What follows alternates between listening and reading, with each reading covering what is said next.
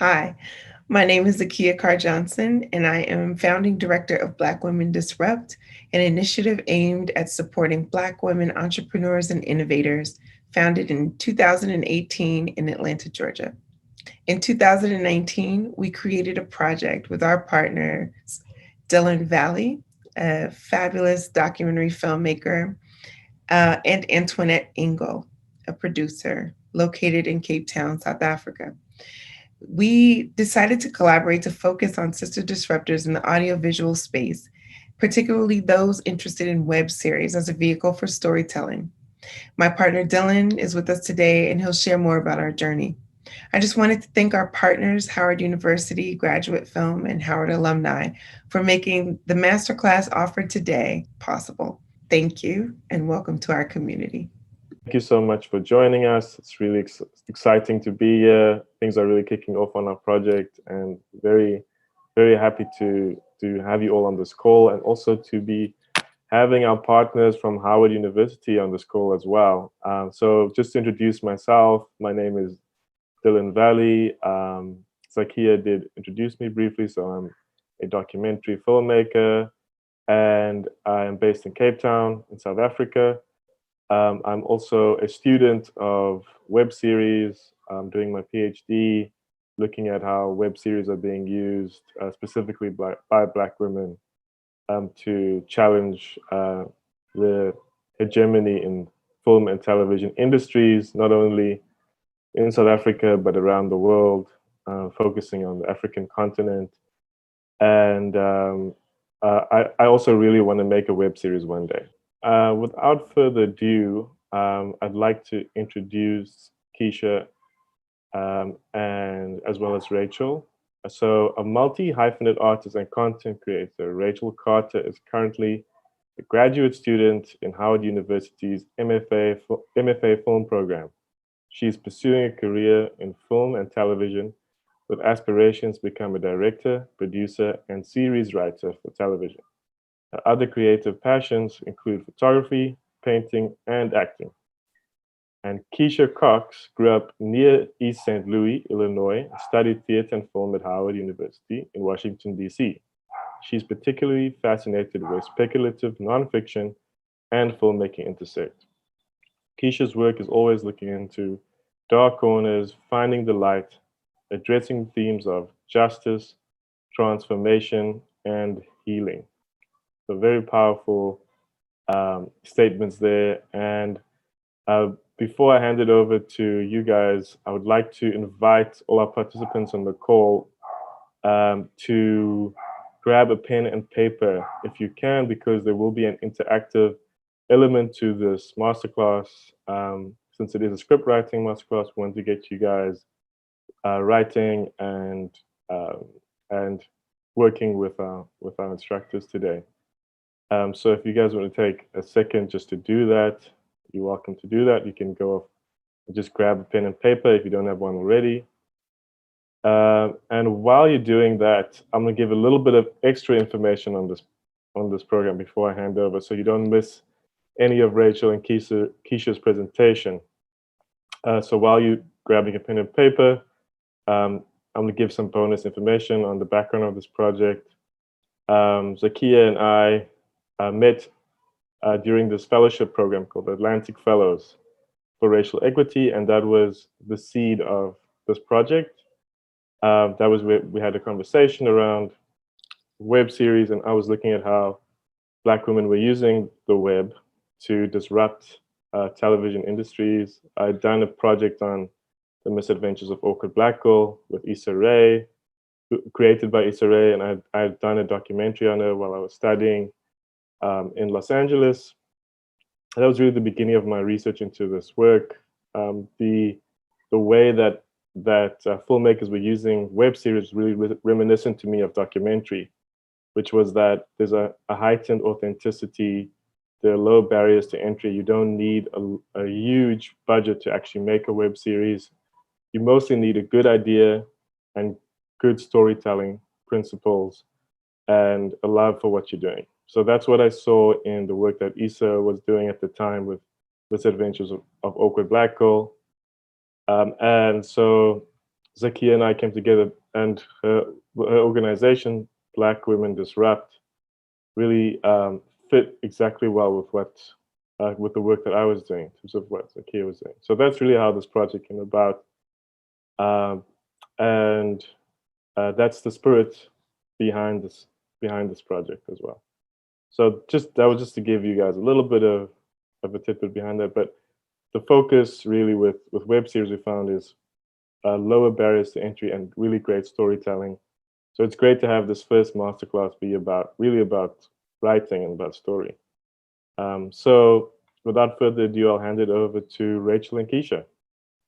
Thank you, Dylan. Thank you for everyone being here today, and I think we'll just jump right on in.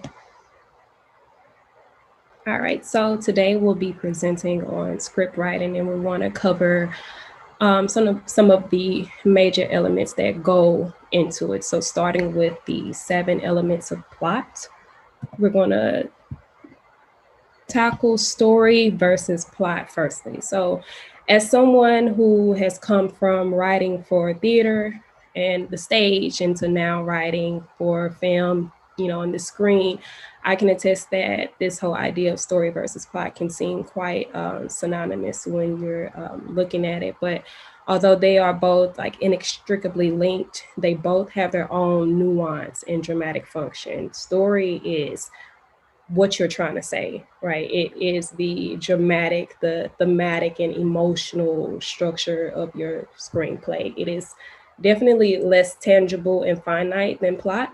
Plot, on the other hand, is how you say it. It's the execution. It's the causal events being chronologically related. So in this example, we listed the king died and then the queen died for story. However, for plot, it's the king died and then the queen died of grief. So it tells more of the why and the how. The how is more of the nuts and bolts of it, the plot is. If I start talking too fast, let me know, please. Story, as explained by Dan Harmon's Story Circle. So Dan Harmon is a writer and director for Rick and Morty and Community. The Story Circle that he adapted is based on the anthropologist Joseph Campbell's hero's journey, in which a character is in pursuit of a goal and they adapt to unfamiliar situations and find themselves returning to that place, their original place having changed, whether or not they actually achieve said objective. It is the story structure that is built based on Joseph Campbell's hero's journey, once again.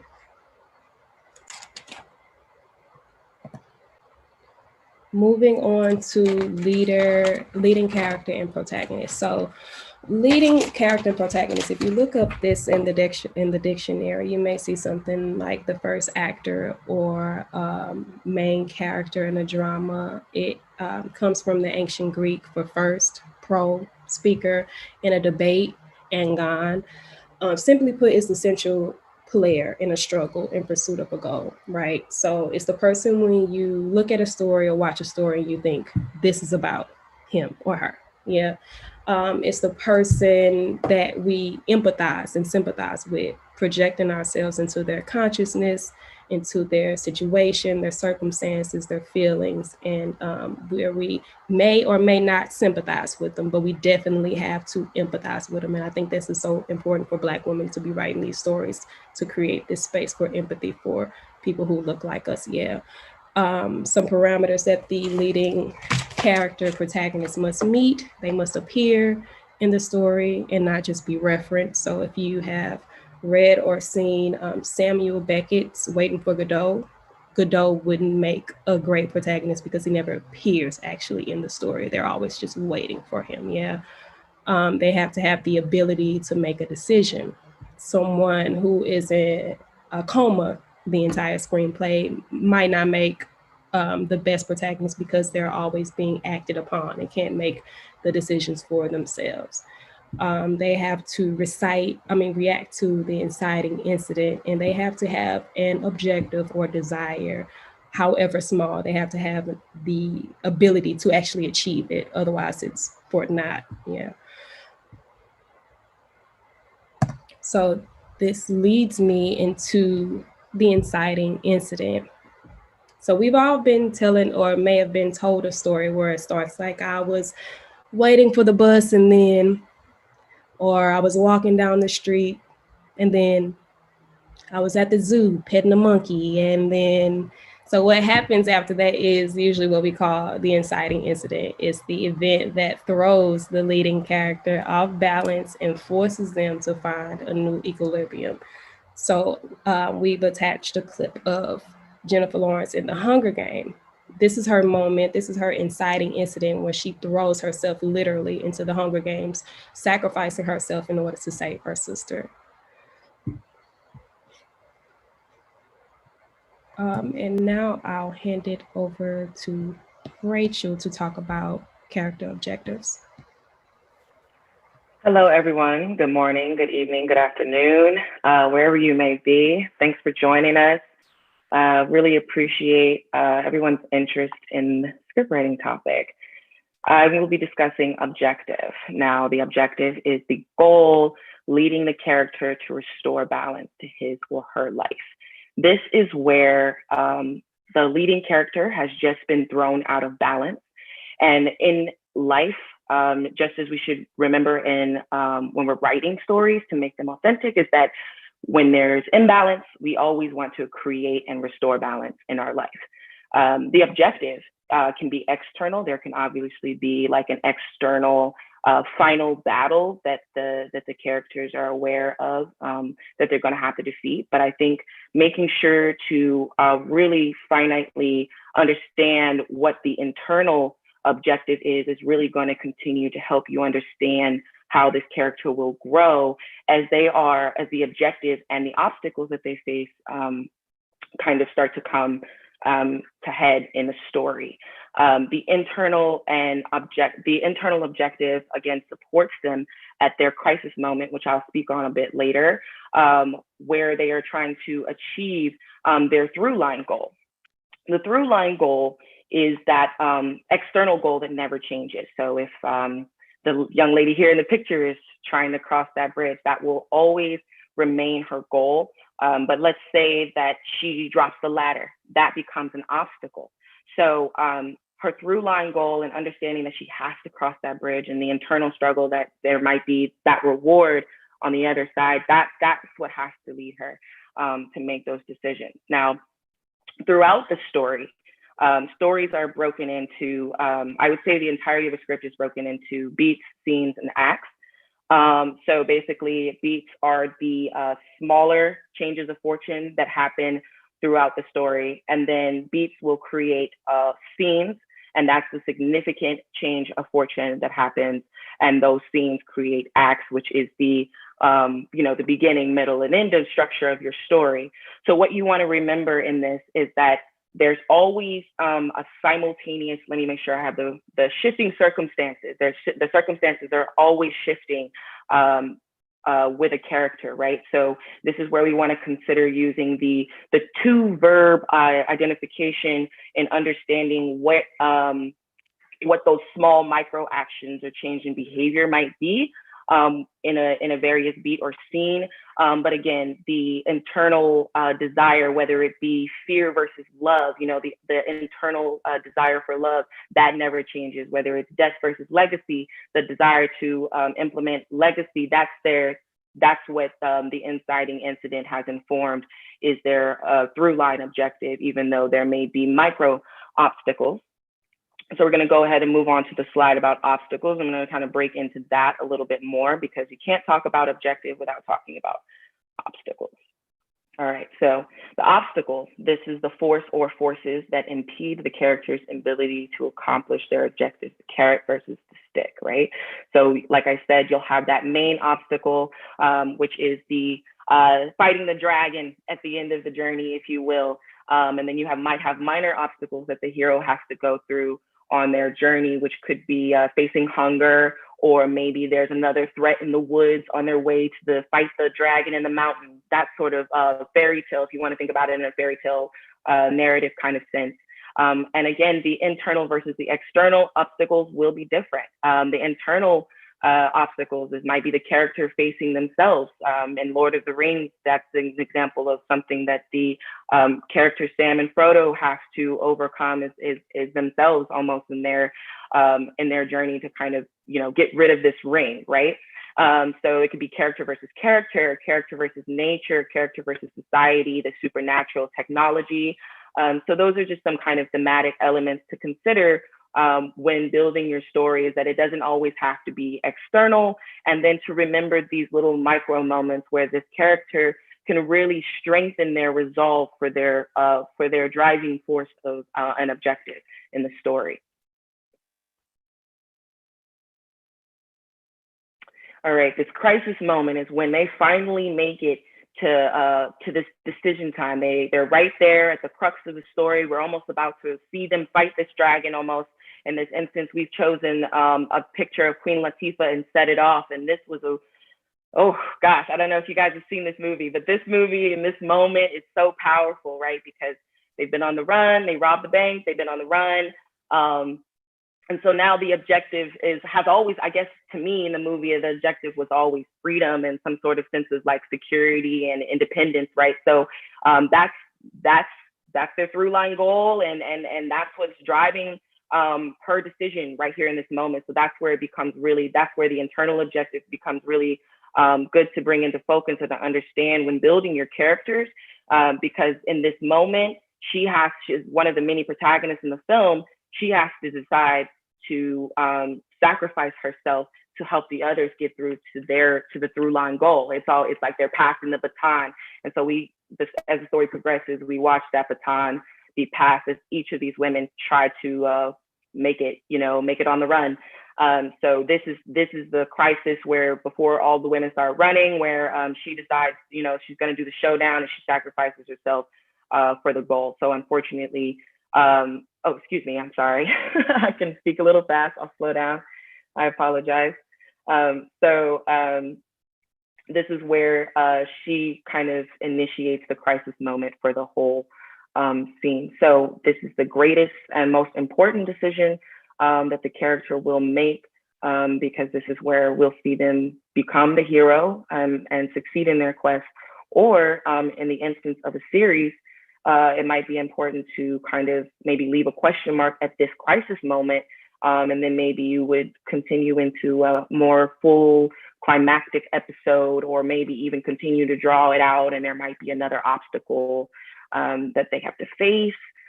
So this crisis moment is really important to observe, because it's where when you're writing series, you can kind of choose to twist things. So yeah, it's the tough and final decision the character must overcome. And the last thing I just wanted to kind of highlight on is it can be expressed through words or actions. And in this instance, why I love the screenwriting in Set It Off is because it was an action. They just kind of, you know, all identified like, hey, this is what has to be done. And then the fight continues, right? So there's a few more obstacles before one of them can accomplish the through line goal. So in the next scene, the climax, as I said, that's kind of the final showdown. This is where you're fighting the dragon in Marvel movies, like Black Panther. It's where the evil, they're fighting the perceived evil, the joint evil that everybody's now against. Or sometimes in the case of Black Panther, we don't know like who we're really fighting for. So, you know, you kind of get to even pick a side, which I think was interesting, something that they did, just because of the depth that they brought through the characters' backstories here. But I digress. Simply the climax is where the hero meets their final showdown and must show the strength of their desire to succeed. And they either will or they won't. And that leads us to the resolution, which is the part of the story that takes place after the climax. And its key function is really to show the effects of the climax on the characters and the world around them. It brings closure to the plot's entanglements and the subplots of lesser value. And I think it's important to take time to kind of flesh the resolution out, because audiences do gravitate towards dramatic storytelling just to find closure that they don't find in their real lives and everyday life. And so sometimes if you end abruptly, like it say for example in Hamlet, if it were to end right after he said the rest is silence and the curtain just dropped, it will leave us without the ability to like just find closure and to collect our thoughts and emotions. So it is the new balance that is created out of the climax. So our first exercise is going to be, I'll let Rachel lead this, take the first exercise over. All right. So what we were hoping to achieve, I know that we're kind of doing a very brief overview of plot structure, but we did include a short film that we think expertly crafts all of these elements, and it's called Love is Blind by Dan Hodgson. I believe I'm saying that right, Hodgson. So we want you guys to watch this and to consider some of the things that the elements that we were just reviewing. And we're going to kind of go back through and identify these elements in the story throughout. I hope that's clear. So that will be an active part where we want you guys to participate. Okay, so let's watch.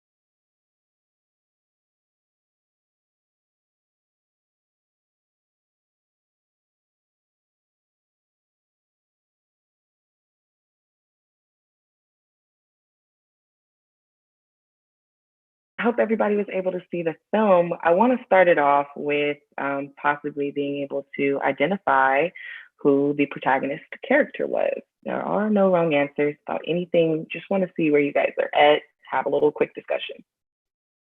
Was I didn't get her name, but the main woman who was speaking and also using sign language.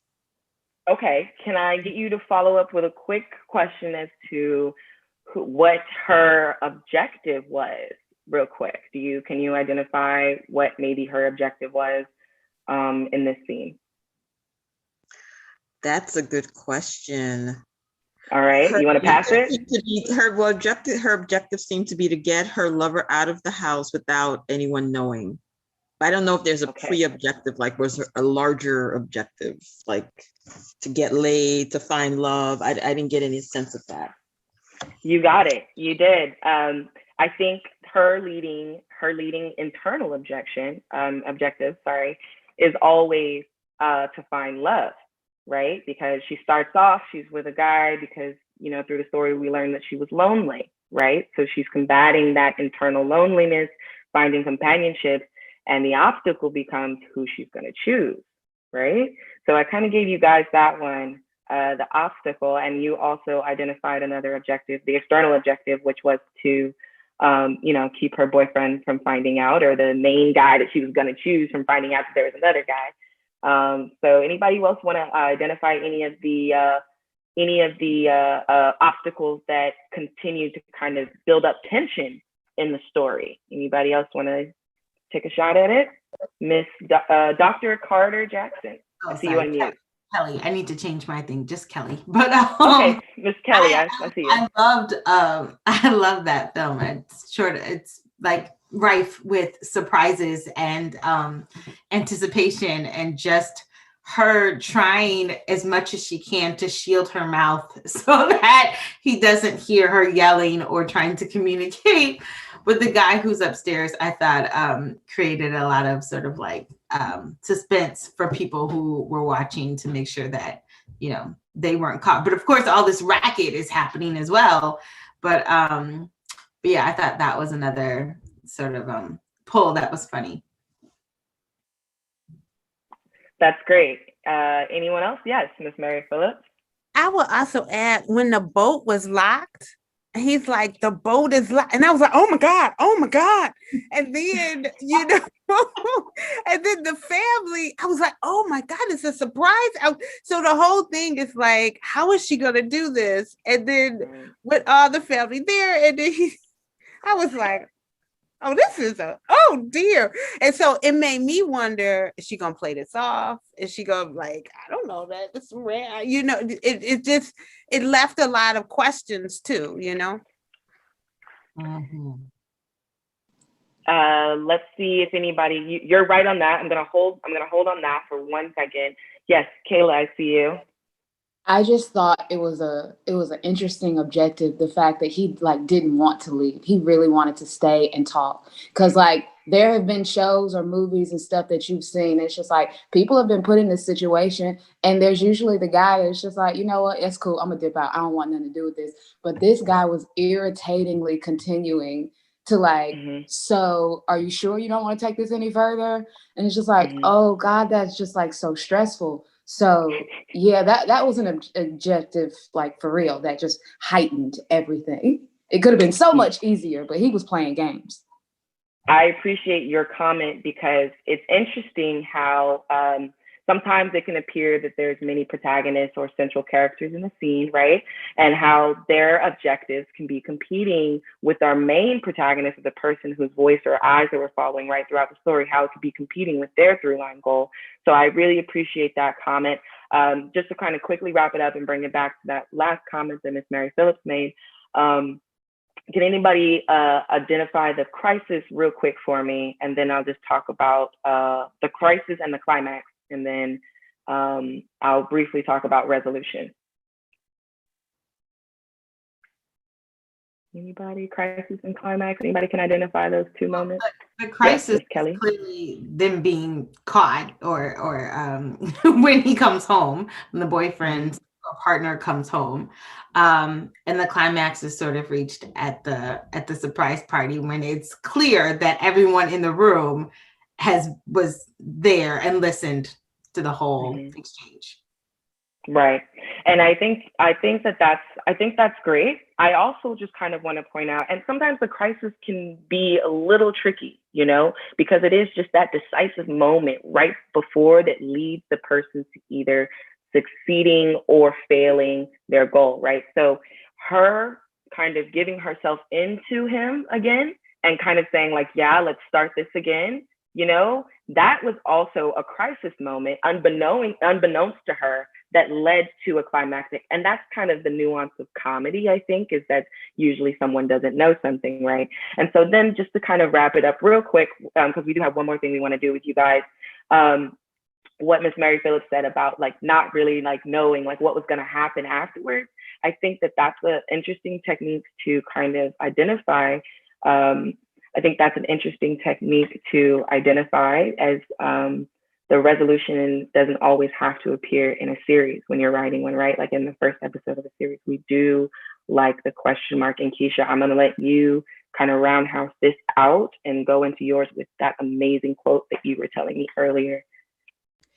Yeah, so what I was saying earlier was kind of like writing with starting with a period, starting with this sort of like statement at this moment, like they started together at this period, and ending with a question mark so that you have room to further development and, stretch it out into this sort of series moment. So starting with a period and ending with a question mark, leaving this sort of cliffhanger that brings your audience back to your story again, over and over again, and not necessarily summing everything up in each episode. It's okay to leave room to further develop it. All right, so I'm gonna go back and share my screen again, because we do have one more exercise for y'all to do. And this one you will need your pens and papers. All right, so next we're going to go back to Dan Harmon's story circle. And we have included about 4 photographs. So I'll let you look at the first 2 here, and we're going to use these as inspiration to map out character journeys. Yeah, so in the pictures that include more than one person, just choose one of the people that you want to make your protagonist, and we're going to map out their journeys using the Dan Harmon story map. And I'll go back to that slide and give you all a moment to maybe screenshot or just write down the 8 steps so that you can fill them in with your ideas. And at the end, we'll take, if we have time, or depending on the time that we have, the couple volunteers to share what you have created. Yeah. So the first 2 are here, and I really love this photo series. It's by Carrie Mae Weems. It's called the Kitchen Table series, and it's an entire series of these. And you can really write a story just based off this if you want to go and look at her work.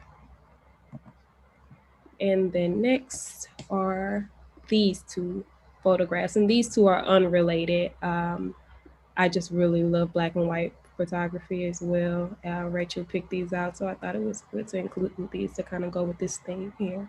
So you can choose. I just want to say that these pictures are by Latoya Frazier. If anybody, Latoya Ruby Frazier, a part of the Notion of Family series. I'm sorry that Keisha, I didn't share that information with you earlier, but I just wanted to give everyone that context. All right, so if you all need more time to come back to these pictures, just let me know, but just choose one picture, and we're going to go back to the story circle. Go back to the story circle so you all can get a screenshot and just write it out. And so here you're going to fill in these, you're going to fill in this circle here, having your character start in the area of comfort zone. So how are they comfortable? What does it look like? The next step 2 is, what do they want? What do they need something? They enter an unfamiliar situation to get it, and they adapt to that situation. What is that adaptation? How does that look? They get what they needed or they wanted, but they pay a heavy price for it. So filling all of these in, about your character and their journey. And then they return to that familiar situation, having changed. So what does that change look like? And thinking about also what they initially wanted. So explain whether or not they actually get it, or if they fail or succeed in their quest. So if everybody has had a chance to maybe screenshot or just kind of jot these down, I'll go ahead and let you all start to write it out. If you have any questions, please just unmute and ask or anything.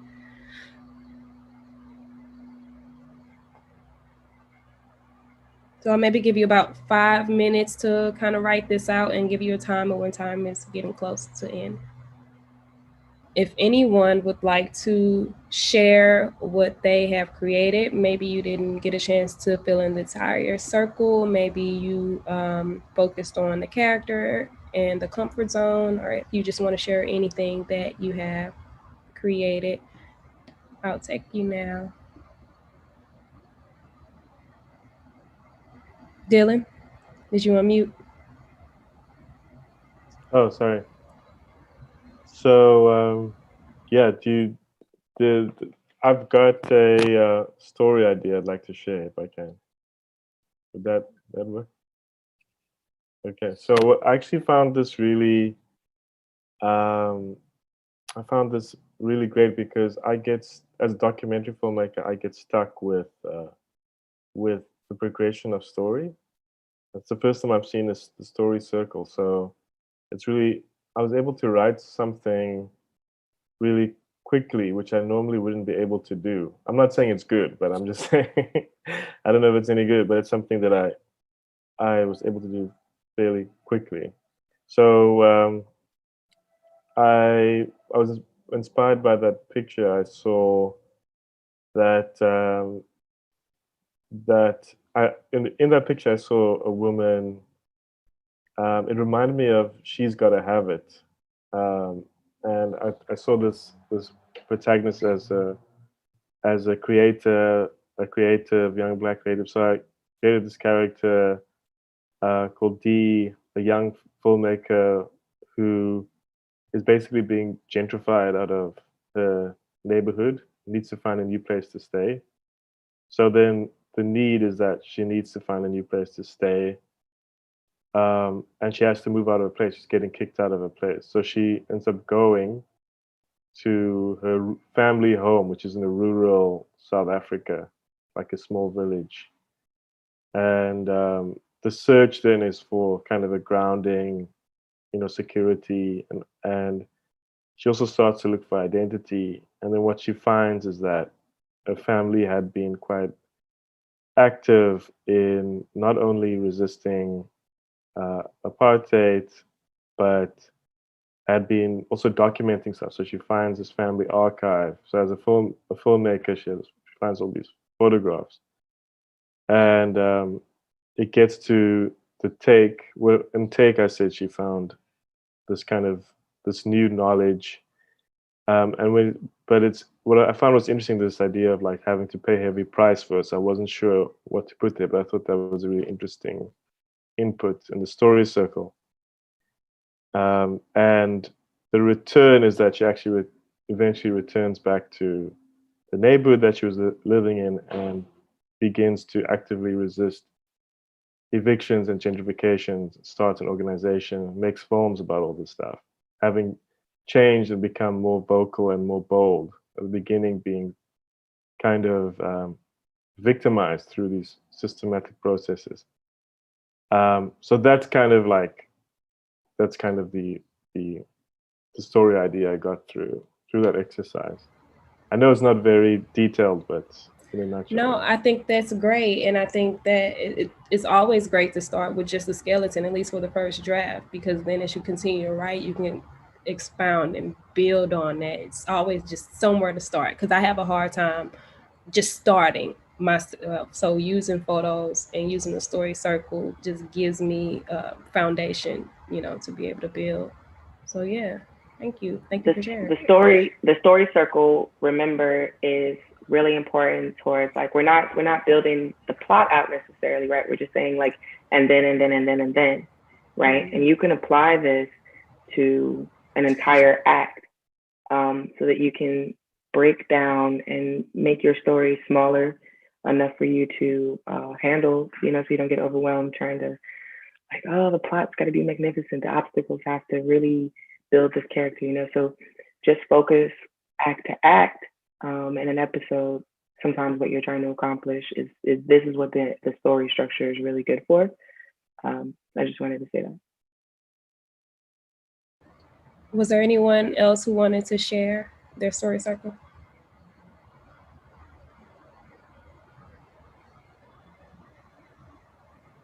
That's okay. It's always yours to keep. And if you found that you may have touched on something and it's yours. So you'll have that with you.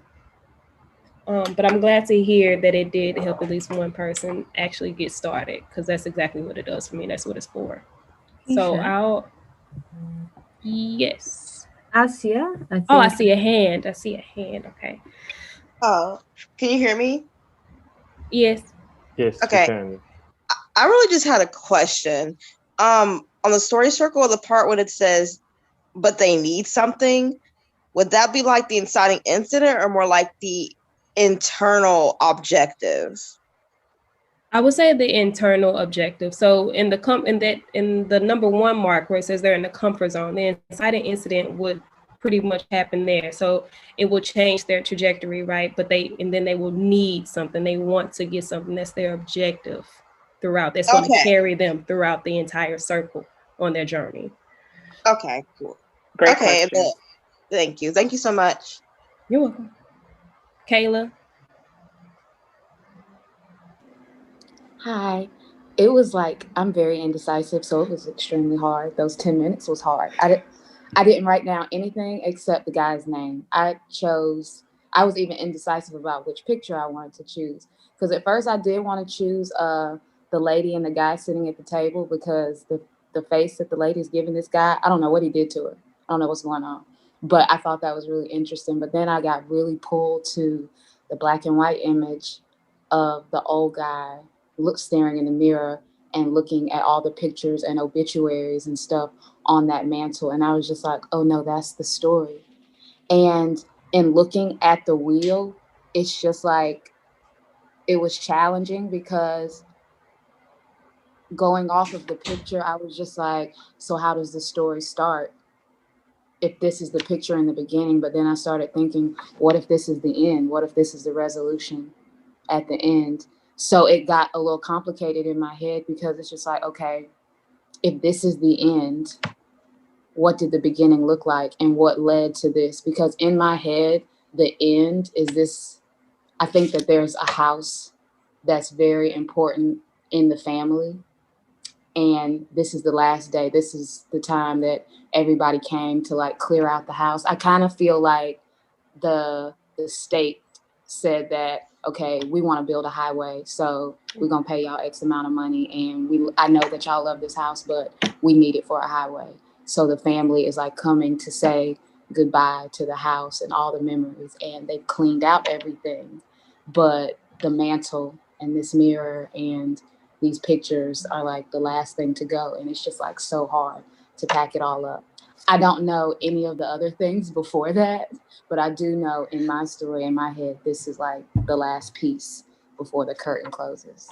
So that's what I have. It's not very structured. No, I hear you. I hear the structuring though. I hear you verging into plot, the order of sequences, telling the story from the beginning to the end. So I hear it and I hear the story. And I think you don't have to rush through the entire circle if you don't have that now, starting with the character, at least. And you're asking the what up questions that are necessary to build dimensional, multi-dimensional characters. And I hear the story as you saying it out loud that is coming along. And I see Rachel, Juana, and Dylan had put a hand up. I'll pass it to them and let them say. I was just saying that's very astute of you, Kayla. Thank you for your contribution. You don't have to start at the beginning. I mean, as much as we're saying that there's structures to narrative, there's nonlinear structures to narrative as well, that are totally valid to storytelling, and people do it all the time. I think it's important to understand the linear flow. And then, of course, this is my bias as to how I've been taught, but you understand the linear flow of how things can happen, and then you can absolutely like sequentially change things to give it a deeper narrative. Maybe it's important that this ending comes at the beginning, and then we go back and learn how we got there. That could be a totally valid way to structure your story. So it's very cool that you didn't see this as a beginning piece, and that you saw it as an ending piece as well. And that just goes to show you again that the story structure can be used to create multiple parts of your act. So thanks, Kayla. And it's rules, but rules are meant to be broken. You just learn the rules and you figure out how you want to tell the story. That's always acceptable. Okay, Dylan, did you have a question or? No, I was giving a clap reaction and Oh, okay. So it's like, Right. I love the themes that you're working with, Kayla. Really resonated. So yeah. All right. So I'll as we continue, I'll pass it to Rachel so she can cover script formatting for you all. Yeah, I do want to give you guys chances to ask like questions, but I think that this is a really important aspect to go over, and could honestly be a class on its own. But I just want to briefly talk about formatting a screenplay.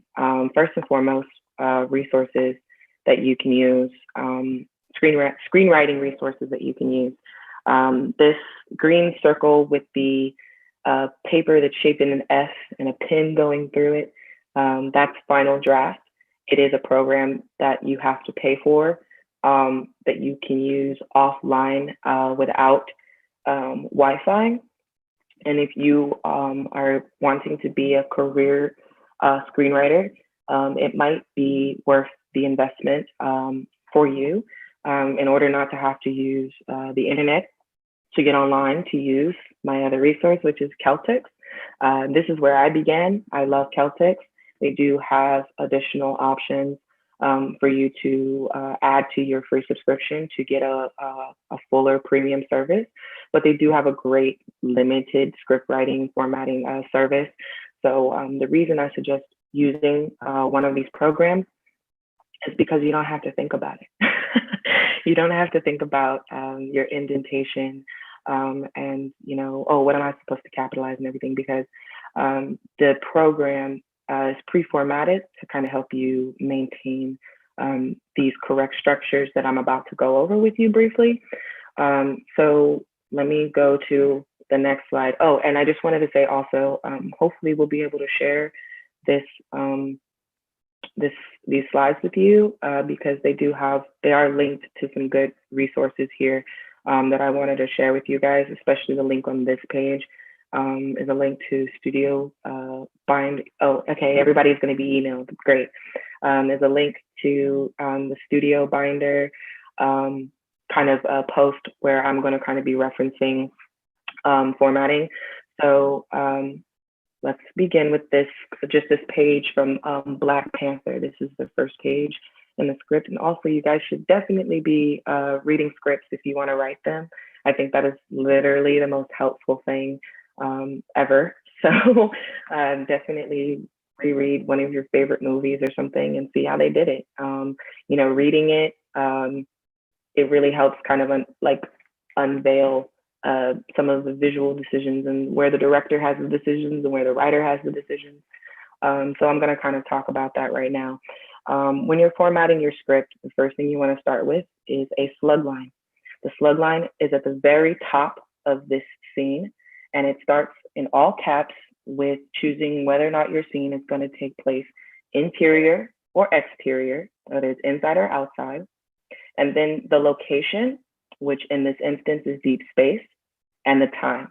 So like if it was taking place in the kitchen, you'd say kitchen-day. And it's always all caps. It's always how you start every scene that's in a new location. There's an exception for cars.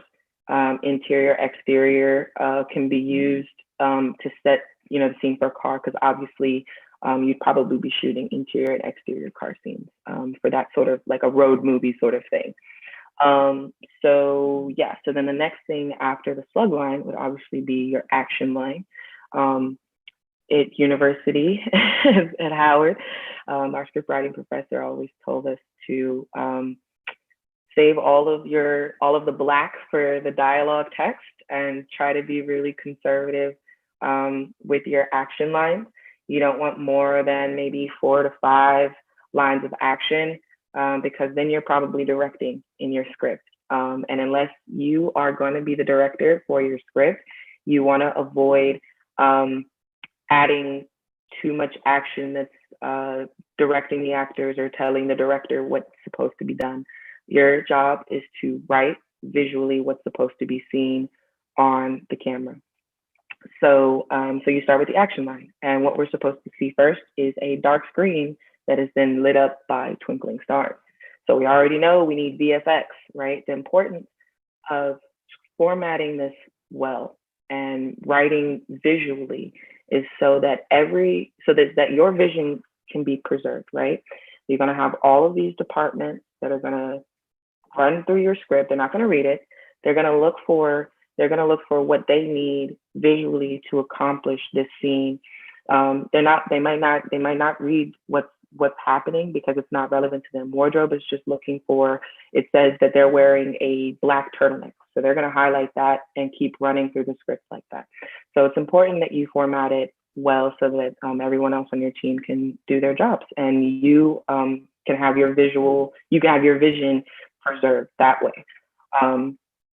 And then, so the next thing would be to write the character. Again, that's in all caps. Whenever a character is first introduced in every scene, you have to capitalize the characters when they first appear. So in this instance, we don't have any introduction to who these characters are yet. So we just have to put character name Sun, and then we're going to indent and we'll have our dialogue. And again, if you're using the formatting programs, any one of these formatting programs I mentioned, this is automatically drafted up for you. So it's really convenient. And then you would put your text, and the first text of the movie was Baba, ? Which I think is, again, this movie was written so well. I mean, to come from darkness and then kind of like the religious undertones of even saying father or I am, I don't know. Anyway, so it's just very interesting that the first word was Baba. Anyway, so then you would continue with the dialogue as you see fit. The dialogue is pretty much your understanding through spending the time with your character bios. You're letting them write themselves, right? You're just kind of going back and forth in your head, like they're going to say this, they're going to say that. And when you're done, you go to the next line of action. Action can always interrupt lines. And if it does, you'll just put in parentheses right beside the character's name, continued, if their lines continue after an action, like we see here. Father has some lines, and then it's interrupted by an action that says a meteorite hits Africa, and we see plant life and animals affected by vibranium, and then father continues his line, and then you just continue the dialogue. There are other instances where you'll use parentheses, perhaps underneath the character name. After you've written the character name and before the dialogue, there's space for you to add parentheses if you wanted to add some emotional context as to how the actor is supposed to say the line. Again, I would avoid doing this if you're not directing or if you are not friends with the person directing, but just because you want to respect everybody's role. And again, as a screenwriter, you just want to be as clever with the dialogue and as visually clear as you can be. So then the last thing I just want to touch on are extensions. So extensions, again, would go on right after the character name, where it says continued. That's actually considered an extension, not a parentheses. I apologize. An extension could also be a VO, so it would be voiceover. If there's a narrator character, so we know that this person doesn't exactly exist, and that's some external audio that we're going to have to capture, or that even if you wanted to put OS or OC, that's off screen, off camera. So if the character is in the scene, but we don't see them and they're speaking, that would be something important to delineate. So I think that those are just kind of like the key basics to think about when you're starting to format. This is, again, something that could really be a whole class in itself, but I think that we're going to share these links with you guys. So the Studio Binder link is just a really great resource to further understanding the comprehensions of script formatting. So I'm just going to go ahead to the next slide, and I'm going to end it off with why you should not be writing the script until you've written a template. So the treatment is your template. It's your prose template to your whole film. This is where story and plot can come together as one. You're saying and then and why in your treatment. This is usually a detailed summary of the film, TV show, or project that you're working on. The screenplay treatment communicates all the important scenes, sequences, and story points in a prose format that evokes the tone of your film. So honestly, this is what everyone is reading. So this is where you really want to be like, I mean, you could go 70 plus pages into a treatment and make it like a small book for people to read, but like the only people really reading the script, they're combing it for props and wardrobe, makeup, what kind of actors we need. That's what you're combing the script for. So this treatment is really where you get the heart of the story out for yourself. And if other people want to understand what's going on, they can read this treatment because really the only people getting the scripts are, you know, directors, producers, actors, and maybe your wardrobe and makeup prop team. So and they're not even reading it for its full entirety or to understand it, they're reading it for the elements that they have to get to see your vision come to life. So if you want somebody to read something, it's really going to be the treatment. When you're pitching a treatment or you're writing a treatment to pitch, don't make it more than a page, 2 pages at most. But in your own heart as an artist, you can do as many pages as you need. 20 plus pages is an extreme detailed version of a treatment. 10 to 20 is just a regular detailed treatment. And then a quick read would be 1 to 10 pages. Personally, for a short film that I'm going to be producing quickly, and it's only about a 12-minute story. I think I have 2 pages of treatment. It's just really, I just wanted to make it really concise. It helped me just kind of remember like the flow of my story. And I think that's really important when you're going through revisions, because you will go through the revision process to just kind of have something to fall back on, to remember like, okay, this is what I wanted to accomplish. This is the journey. This is what I wanted the arc to be. And of course, all of those things can change, but just having that like guiding northern star, that's what I call this treatment, is like your northern star. And you really should write this before the script, because the script is really where you want to focus on the linguistic authenticity. And that's what I mean, the language, where all the work for your character bios really comes out is in the script. Because hopefully you don't want the director to rewrite all the language because, you know, they're like, oh, this isn't authentic, this isn't good enough, or what, like, this isn't authentic enough. I think that's really more to the point. So you really want to hone in on your language in the script, and in the treatment, focus strongly on the plot and story coming together. So that's what I have to say about that. And I think that's our last slide. Am I right, Keisha? Yes, that is our last slide.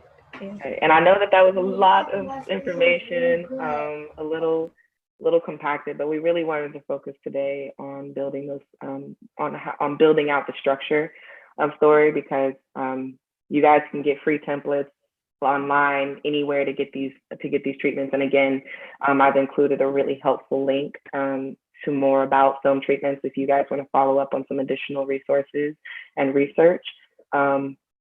But yeah, definitely make sure that you download or that you create, a Celtics account, just to have some place to start with a free script writing format and getting familiar with that kind of a program before you decide to buy, if you decide to buy Final Draft. Great, thank you so much, Rachel and Keisha. This was great. And before we well, I've got a few questions, but before I ask any questions, I'd just like to see if there are any questions from the participants in the call. Would you like to open it up to you, whether it's anything that you've heard today, anything you've heard about, story in particular, or where to find resources? Yeah, are there any questions? Mary, yes. Could you explain a little bit more why it is key to write your treatment first before you begin writing your script? Yeah, sure. I'd love to. So the reason you want to write a treatment, let me tell you, maybe if I tell you how a treatment can be used, that'll kind of be a little bit more enlightening. It's a behind the scenes reference for a screenwriter, gives them a guide and a full framework of their script that's being written. It's a detailed summary designed to share as a plan if you have other screenwriters that are collaborating with you. In television, oftentimes you're not writing a script alone, so it's good to have a treatment when you're working with other people so that they know what the plan is and that they're not fully derailing the whole script and the journey that the character is supposed to go through. It's supposed to simplify the structures and sequences of the screenplay.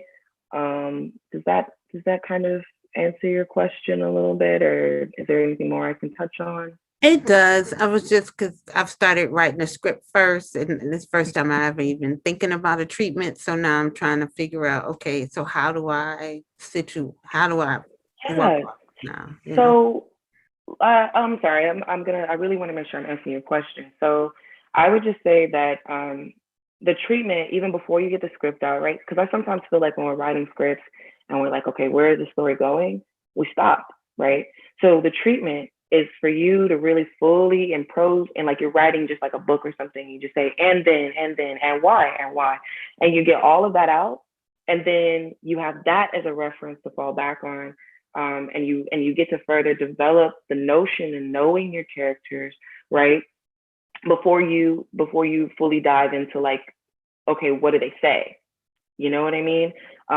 So I think just clarifying the journey so you don't have to think about what's the journey, what are they trying to say at the same time. It just helps you kind of pace yourself a little bit more and not be so hard on yourself if you come to that block, you know what I mean? Because we always have that guiding North Star, which is like, this is what I wanted, this is what they're supposed to do.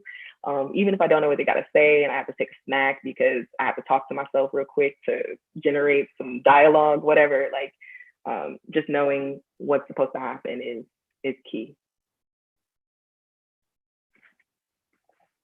Thank you for that. Hi, I don't really have a question. I just wanted to give thanks. This was really, really helpful. I am a novice. I don't know what I'm doing, and but I know what I would like to do. And I think this entire workshop has really just given me a lot of food for thought and got me thinking about where to start and how to start and what I have left out of my story, which is a lot of purpose and reason and conflict and all of the, that mapping I think was just so useful. So I just wanted to say thank you. And shout out to Howard. I'm a fellow Howard alum. Thank you. I'm so glad you enjoyed it. I'm so glad it was helpful for you. Thank you. HU. Same. Got a question from Kayla. Hi. So I do have a question. Has anybody done any silent films? And the reason that I'm asking to put some backstory behind it, I'm getting into directing music videos, and I'm just wondering, and I like to do things like narrative based off of the music and telling the story. So it's just like in writing treatments for like silent films. Are there any like tips or tricks that anybody has that they might want to share in writing treatments and telling the stories? Music videos and having to write out treatments. I think it's important too, because it's not necessarily what they are saying or singing, it's the action really. So mapping out the literal action of the video. And I tend to take it line by line and it's action to it about what's happening scene by scene, each part. I lost my train of thought, but yeah, I literally go by the actions, and I know you personally outside of here. We could talk about it outside, but Studio Binder, I need to attach that as well, has a good tutorial on how to do that for music videos. I wish we would have attached that there. They really explain it so well, and that's who I lean on to as well, because I'm just now getting into music videos for that. Okay, I'll check it out. Thank you. Yeah. I would also say having a strong thematic desire. I still think that your character can shift like objectives and like they can shift their desires throughout so I think still having like a kind of like a understanding of where that objective shift might happen for them thematically, you know, because I know that it's a little less it's more nuanced, right, when you're just working with images. So yeah, like having like an understanding of the themes and objectively how those themes might change for your characters could help as well. Do you have any other questions or comments from the participants before we close out? I just really want to say thank you so much to Rachel and Keisha for this great masterclass. I've learned a lot, and I feel like the story circle has really unlocked something for me personally, and I can tell that everyone else has gotten a lot out of this conversation. So thank you so much for this. I also want to just say thanks to Howard and shout out to Howard University for partnering and offering the masterclasses. There will be more from Howard. There'll be masterclasses on cinematography and editing. So please look out for that on our social medias and our websites, Black Women Disrupt the Web. And I just want to say thanks to Tahina, our interpreter, who's interpreting in Portuguese. So thank you so much for that, Tahina. Thank you everyone for being here. And please keep doing the great work, and let's keep the conversation going. Yes, thank you. Have a great day, everyone, and stay safe out there.